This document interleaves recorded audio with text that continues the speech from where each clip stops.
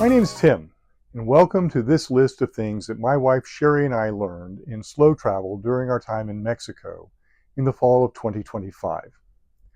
Slow travel describes the practice of spending an extended period of weeks or even months in a city or country so you can get a taste of what it is like to live in different places and cultures. We're traveling full-time in our retirement and periodically post a list of videos of our personal learnings from extended stays in different areas, offering insights and tips for those who are also interested in visiting them. So here is our top 10 list of what we learned from our time in Guadalajara, San Miguel de Allende, and Mérida from early September to mid-December. Number 1. Mexican immigration processes are changing for tourists, business travelers, and those exploring temporary or permanent residency. At the time of our arrival in September 2025, there were different requirements for individuals arriving through international airports, as we did in Guadalajara, and for those who are entering at land crossings. We went online, pre-registered our plans, and then validated them online after our arrival through what is referred to as the FMM tourist card process. These steps were probably only necessary if we had driven into Mexico, but we were receiving conflicting advice about what was required. The key point is that things are in flux, so be sure to double check what will be required based on your mode of transportation to Mexico. Number 2. Mexican immigration officers have discretion regarding authorization for length of stay. Officially, U.S. citizens can stay in Mexico for 180 days for tourist and business purposes without a formal visa. Advance visas are required if you will be working or be a student in Mexico, regardless of duration. However, at the entry, the immigration officer will determine how many days up to that 180-day limit to authorize. Our experience, and consistent with what we've seen elsewhere, is that if you have a definite exit plan, you will likely be approved to stay until that date. Things can get less certain if your travel record indicates you've been spending long periods in Mexico, interspersed with only short periods outside the country.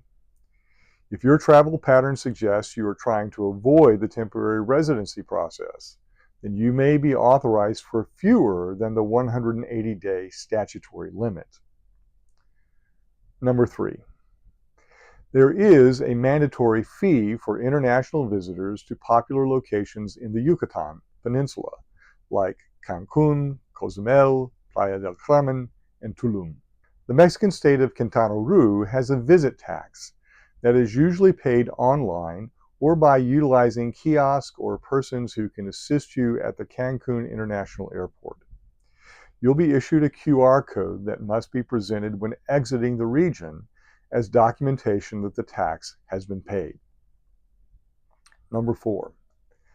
Electronic forms of payment are widely accepted in Mexico, but you will need some Mexican pesos for places where only cash is accepted, or in Spanish, efectivo.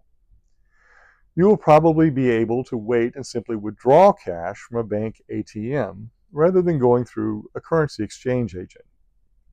Most major bank ATMs will have options to display the screen prompts in English. When using Mexican ATMs for withdrawals from foreign accounts, you'll be asked whether you want the local bank or your home bank to manage the exchange. You will want to opt out of having the Mexican bank determine the exchange rate because it is often accompanied by a fee and will likely be less favorable. Similarly, if your bank doesn't add foreign transaction fees, specify that you want any credit or debit card transactions processed in pesos rather than dollars, since that will usually also result in a more favorable exchange rate. Number 5. Tlaquepaque within the Guadalajara metropolitan area is a great place to experience a more common Mexican way of life, with roots reaching back past the Mexican Revolution. It also has the amenities slow travelers are looking for without any sense that expats are changing the city. In the Old Town Center, there are pedestrian malls with excellent restaurants and a very traditional mercado for produce, baked goods, and meats. A bit further from the center, there is a modern shopping mall. Number 6. For trips into central Guadalajara, the light rail system is a great option for moving between major sections of the metro area. As in many cities, it consists of both subway and elevated track segments. The system is clean, modern, efficient, and very inexpensive. You will need a fare card, and in the train stations, you can only add to its balance using cash. And the machines don't make change, so be sure you have some peso coins or small bills. Number 7. For travel between cities in Mexico, consider using the bus lines. We used the buses for our trips from Tlaquepaque to San Miguel de Allende and from Mérida to Cancun. There are lines that offer seating options that are more comfortable than first class on airlines and are also much less expensive. Some even offer Wi-Fi. Do be aware, however, that traffic and road conditions can make schedules, well, let's just say complicated. So don't plan bus trips with tight arrivals that are time sensitive. Number 8. In the Guadalajara region and elsewhere in central Mexico, be sure to check out the lesser known archaeological sites. The country is famous for large Aztec and Mayan sites like Tenochtitlan in Mexico City and Chichen Itza in the Yucatan, respectively. But there are very interesting smaller sites, some associated with earlier civilizations. We especially enjoyed our visits to Guachimontones near Guadalajara, La Cañada de la Virgen near San Miguel de Allende, and Uxmal and Jala near Mérida. Number 9. San Miguel de Allende is a popular spot for both tourists and expats who are relocating, and for many reasons. It is beautiful and very culturally rich. The whole of the town center has been designated a UNESCO World Heritage Site.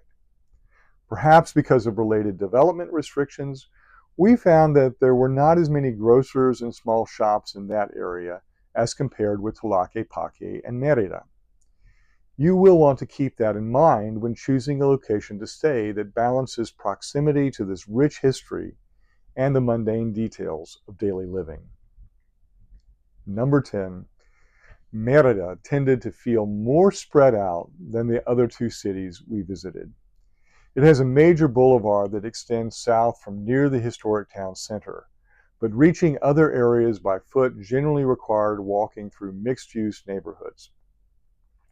It was also the city from which we ventured out most, using tours to see natural and historical places of interest in the region. Many options are available through local tour companies and online tour providers to fit your interests and your budget. So there you have 10 of the things that we learned during our slow travel in Mexico. We so enjoyed our time there that we will likely be spending much of the fall in Mexico in the next several years. If we learn new things or if our experience changes with regard to these things, we'll post an updated list.